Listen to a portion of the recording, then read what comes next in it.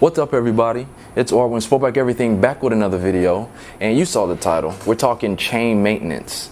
I got a two-part series.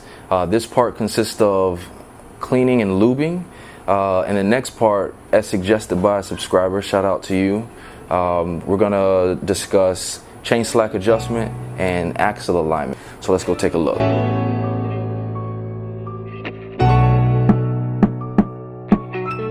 Okay, so here's our chain segment. This is from a DID chain I replaced in my previous video on my Vortex chain and sprocket install. This is a 520. This is a 520 DID. And as you can see here, it's really kinked up. These things very stiff, very rigid. But this one moves real free. This one is really free. Really free. And you can also see one of the rollers are missing there. The roller, I don't know, it must have broke off somehow. It's crazy, I was riding my bike like that. But how much do we learn, right? So here is the inner link, or the inner assembly of the chain. It sits in there like this, and you'll see it'll have these seals on it. Now, these seals are very important. These seals are what we want to protect. Very small, very thin, but they're pretty durable. This one looks like it's cracked up a bit. But these seals are what we want to protect. They sit on the inside like this, and they keep these links lubricated. These links, they go in here like this, or this goes like this, and these links, they go into the chain like this. I don't even know if this is going to fit in here, because I think I took it off on another piece of the chain.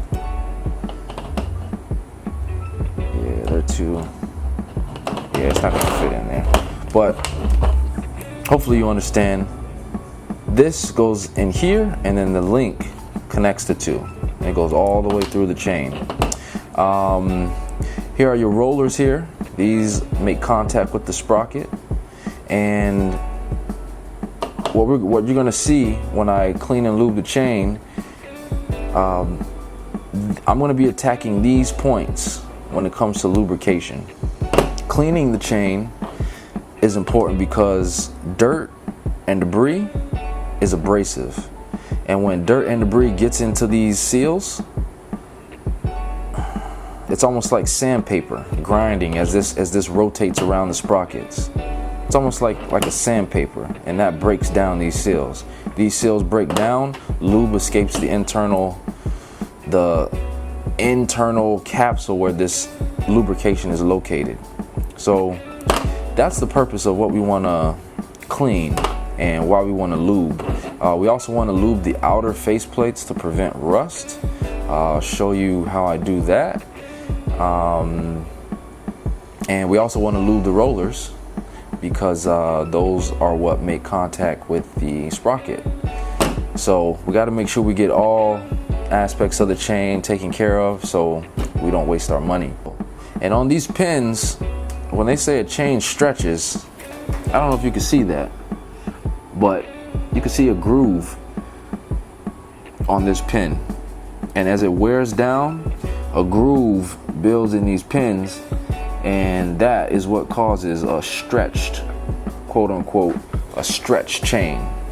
As these pins degrade, it just creates more space, and it's able to stretch like this. I don't know if you see that in the video. They move like that, and that's what also causes tight spots. So if you move your chain around and you nudge at the slack, you'll see some spots of the chain might be tighter than the others. Sometimes it might come like that from the factory, but you know, if you've had your chain for a while and it gets really bad, most likely your links are deteriorated. So overall, we want to clean the chain completely, dry it off, make sure the cleaner that we're using penetrates here to get all the abrasion out. Rinse, dry it up to get the excess dirt off and water, and then we do our lubrication application.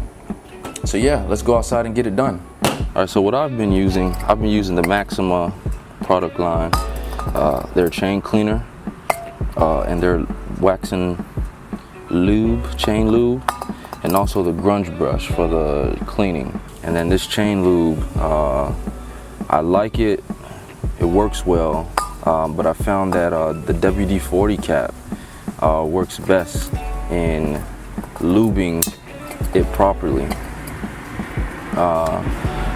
WD-40 does make chain cleaner. I haven't used it, might try it in the future, but that's what I'm going with so far.